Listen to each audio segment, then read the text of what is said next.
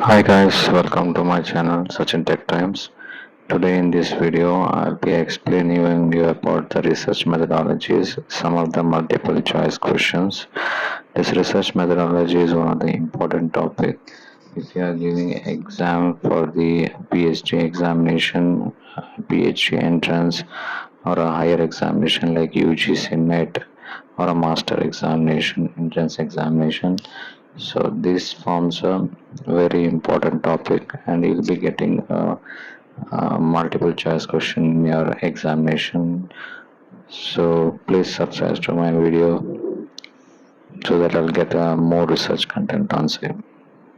So let's get started one by one questions. Nearly I'm going to discuss about 20 questions here. So please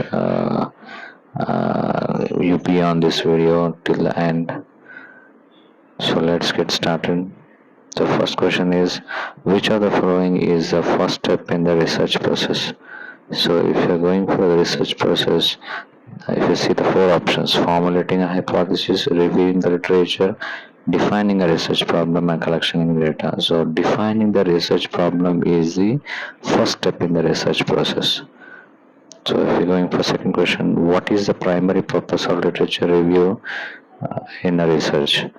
So, to collect the data from the primary sources, to establish the content and background of research topic, to formulate a hypothesis, that to test the research hypothesis. So the answer is B, to establish the content and background of the research topic. Which research design is best suited for establishing cause and effect relationship? So if you want the which is the best establishing cause and effect relationship, so first option is a descriptive research, correlational research, experimental research, case study research. So answer is C, experimental research. So next question is, in the research study, the variable that is manipulated by the research is known as. So what is a variable that is manipulated by the researcher?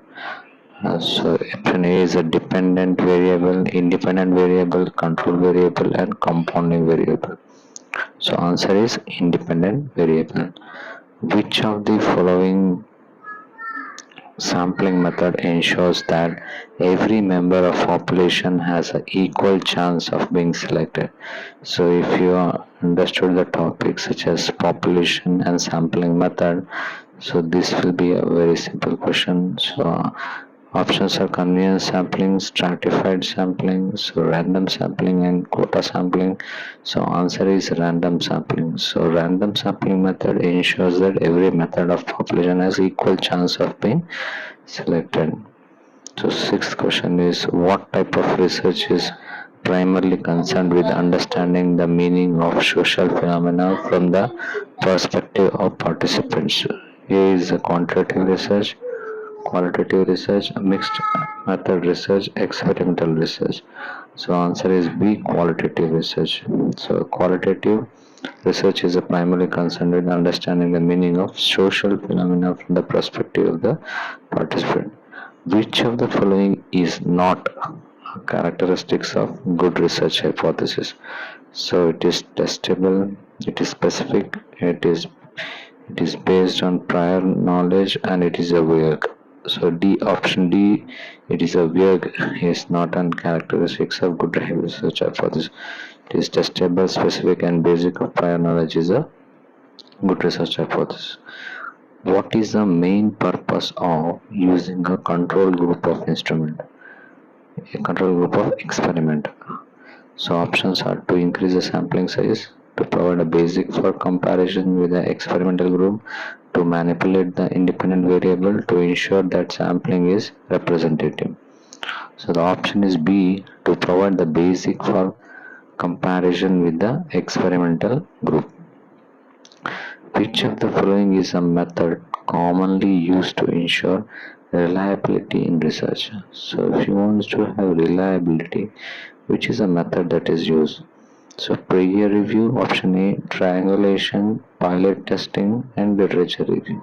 So if you see option C, pilot testing is a method commonly used to ensure the reliability in the research. The 10th question is, in a research, The term external validity refers to option A, the accuracy of measurement, the ability to generalize findings to the broader population, the extent to which the research design controls for confounding variable, and internal consistency of data collection and instrument. So the right answer is the ability to generalize finding to the broader population is the right method. So if you see the 11th question, what is the primary purpose of sampling in research? To collect data from the entire population to ensure the data collection process is faster and less costly, or to eliminate the need for statistical analysis to manipulate the variable effectively. So the answer is to ensure the data collection process is faster and less costly. Sorry. So next question is, which of the following is probability sampling method? So the options are convenience sampling, snowball sampling, stratified sampling, and quota sampling. So answer is C. Stratified sampling is a probability sampling method. So this is one of the important question in case of probability sampling method. So stratified sampling is the probability sampling method. So 13th question is, in which type of sampling does each member of population having an equal chance of being selected?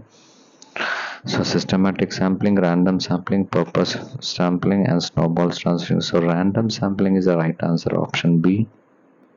In case of random sampling method is a type of sampling. In sampling, does each member of the population has equal chances of being selected? So next question is, which sampling technique involves dividing the population into a subgroup and then selecting a sample from each group? So answer is option is cluster sampling, stratified sampling, simple random sampling, and convenience sampling. So if you see uh, stratified sampling is the right answer.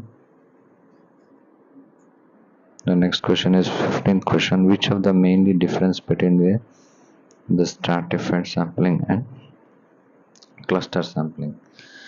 So what is the main difference between the stratified sampling and the cluster sampling? The options are A. Stratified sampling use random selection while cluster sampling does not. In stratified sampling, the population is divided based on specific characteristics, while cluster sampling entire groups are randomly selected. Option C. Cluster sampling involves selecting individual unit, while stratified sampling involves selecting group. And option D is stratified sampling is a non-probabilistic sampling technique, while cluster sampling is a probability sampling techniques. So answer is B. And the main difference between stratified and a cluster sampling is that stratified sampling population is divided based on specific characteristics, while in cluster sampling entire groups are randomly selected. So 16th question is, which of the following is a non-probability sampling method? So all the questions are from sampling method. So options are systematic sampling, cluster sampling, purposive sampling, and simple random sampling. So non-probability sampling method is always considered purposive sampling method. What is the main disadvantage of convenience sampling? So what is convenience sampling? Main disadvantage is that it is a time consuming and expensive. It does not require sampling frame. It is prone to selection bias and may not be representative of the population. It is difficult to conduct and analyze. So answer is C. It is prone to selection bias and may not be representative of the population. So 18th question is, what is the key feature of systematic sampling? So the options are every ninth member of the population is selected from the list. B. The research selects participants based on their conveniences, and the sample is divided into a subgroup based on the characteristics. The researchers recruits participants using referral from the other participants. So answer is A. Every nth member of the population is selected from the list. So 19th question is which would when would snowball sampling